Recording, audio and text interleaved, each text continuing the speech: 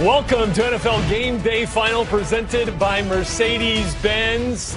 This throw from Taylor Heinicke that fell incomplete and sealed the victory for the Bucs will not define his day. Terrific effort, but the Bucs get it done, and they are moving on to the divisional round of the playoffs with a 31-23 win over the Washington football team. Hello, everybody. Good evening. Welcome to NFL Game Day Final. I am Rhett Lewis here with the five-time Pro Bowler, Steve Smith Sr. And Steve, this is a first for us. First time in NFL history. We've had a triple-header kickoff wildcard weekend. We also saw two quarterbacks make just their second career starts in a postseason atmosphere, of course, including Taylor Heinicke tonight for the Washington football team. But they were going up against the most experienced and most accomplished postseason quarterback in NFL history in Tom Brady. How do you feel about the way that Brady was able to lead his team to victory down the stretch? Brady was firing all cylinders. He was throwing his wide receivers open, unfortunately, at times. Uncharacteristic of seeing some of the guys that the Bucs have that were dropping some passes. But Tom looked terrific and was sharp. Had a lot of zip on the ball, and pretty much when he wasn't under duress, he was doing a really good job. So on the flip side, he's got to sit there and watch Taylor Heinicke go 26 of 44, over 300 yards. Also used his legs to get out of trouble a couple of times, extend some plays and some drives. How about Patrick Mahomes, the reigning Super Bowl MVP, recognizing what a great game Taylor Heinicke had, regardless of the outcome, which, of course, was the loss for Washington. But now as you look ahead for this Bucs defense, how does that make you feel about this team heading into the divisional round against one of the top seeds in the NFC? Well, I was pretty vocal about the Buccaneers after they mollywopped the Detroit Lions. It is no surprise that the Bucs beat the Washington football team. The real question is, if they are playing a New Orleans Saints, if they're playing the Green Bay Packers, does a Drew Brees and a Aaron Rodgers, are they coming out with those mistakes? Are they going to leave points on the field? And the answer is no. So you have to be concerned somewhat as a Buccaneers fan because you know what's down the road. There aren't the Lions, the Washington football team.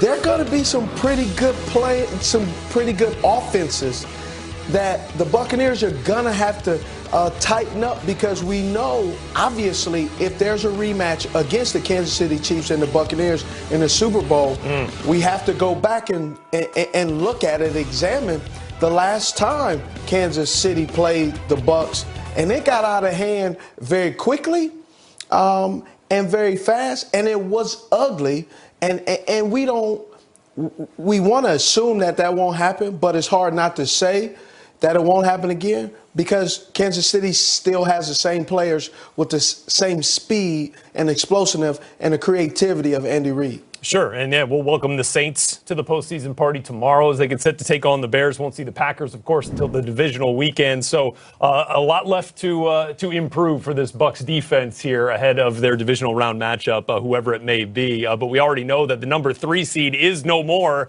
in the NFC. So let's take you to one of the two divisional matchups that we see for a third time this year in this wild card weekend. There you see Jared Goff was active today, 12 days post thumb surgery, but Sean McVay giving the start to John Wolford, who here scrambling and gets hit hard by Jamal Adams, shoulder to the top of the head.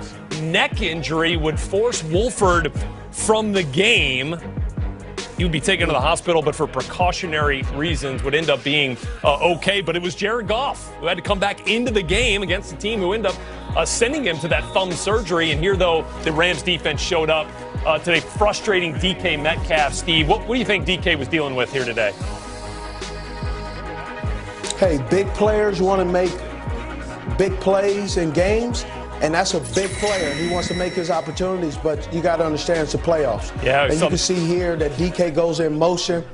They're going to run kind of their notorious screen. these guys are well prepared by Coach McVay, so they see it coming. No question. Darius Williams said he saw this play on film 100 times, and the prep pays off. Goes 42 yards to the house for the pick six to give the Rams a 13-3 lead. Same score here, late first half. Russell Wilson escaping out to his left, and terrific throw under pressure, and finally, Steve, DK gets his due into the end zone. He does, and you have a scramble drill with Russell.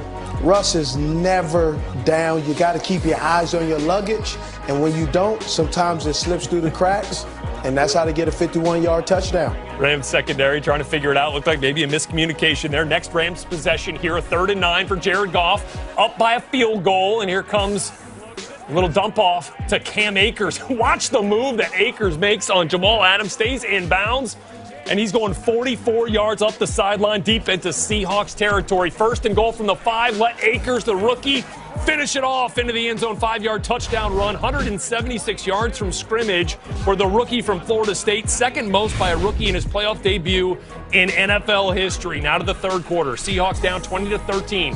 3rd and 4 for Wilson, going deep.